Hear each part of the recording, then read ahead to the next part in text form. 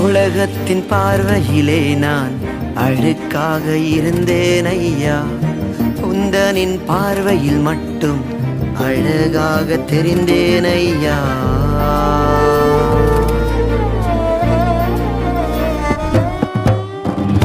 உலகத்தின் பார்வையிலே நான் அழுக்காக இருந்தேன் ஐயா, உந்தனின் பார்வையில் மட்டும் அழகாக தெரிந்தேன் ஐயா. அழுக்கென்று தூக்கி எறியாமல் அழகென்று அணைத்து கொண்டீரே, அழுக்கென்று தூக்கி எறியாமல் அழகென்று அணைத்து கொண்டீரே.